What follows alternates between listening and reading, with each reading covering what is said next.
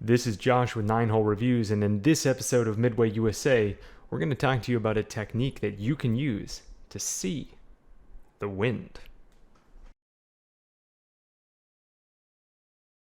All right, we're back here in the command center reviewing some footage. And side note, separate tip completely, but video review of what you're doing on range is a critical component and piece to self-improvement. So tip within a tip right there. Now, back to the subject at hand, as when it comes to working with your partner and shooting at distance, or simply attempting to make the most educated call and shot yourself, there are a ton of things you have to make sure you get right. But one of the most variable, and as a result, the most difficult, is getting the wind call correct. That's because wind is a fickle thing, and every bit of wind between you and your target is going to have an impact on your bullet. So, for example, even if it feels completely still at your position, if there's some wind happening downrange, that will absolutely affect the projectile. And we're not talking about by a small amount either. Let's say we're shooting M118LR, that's a 7.62, 175 grain or 30 cal boat tail projectile. And let's say we're shooting at about 750 yards. That's a decent shot, pretty far away, but still within the performance profile of that projectile and that round. Let's just add in 2 miles per hour of wind. That's almost soft enough that you really can't even feel it. If that wind isn't accounted for, that will move the projectile upwards of a foot from point of aim to point of impact.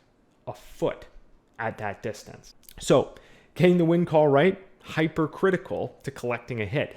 And you can use all sorts of techniques to help dial in on that wind.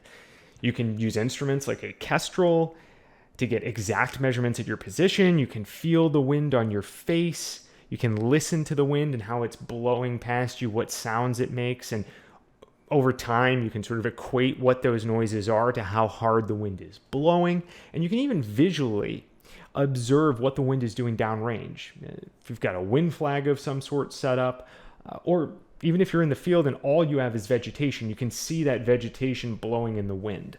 However, many of those cues don't really help when the wind is slow or soft, say between 0 and 3 or 4 miles an hour. But as we established a minute ago, even just 2 miles an hour is enough of unaccounted for wind that it can throw a shot off target completely at distance.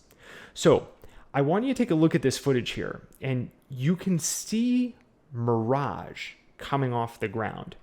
And for those unaware, we are not talking about the mind playing tricks on you type of mirage. We're talking about air temperature differences causing visible light refraction, and thus the air appearing to ripple as it moves off the ground. Now, pay close attention as we fast forward through this next clip, specifically to the middle right side of the screen, and we'll zoom in here for you.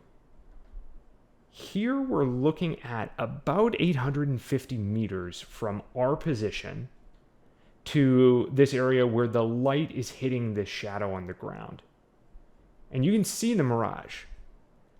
But watch closely, and as we continue to run through the footage, you can see the mirage appears to be moving from right to left and not just rising straight off the ground.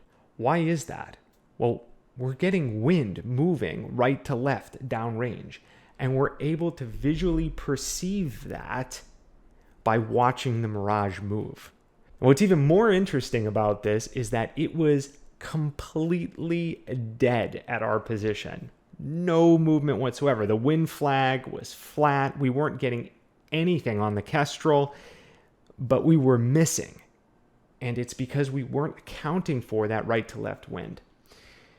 And again, it was only a few miles per hour, but that was enough to throw the shots.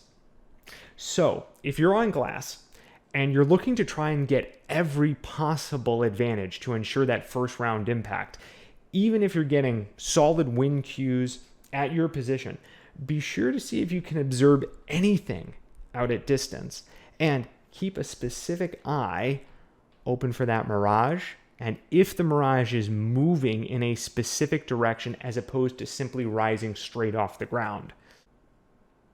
Now, I hope you enjoyed this session and a look at this technique that we use to try to improve our hit rates out at distance. And until next time, we'll see you on the range.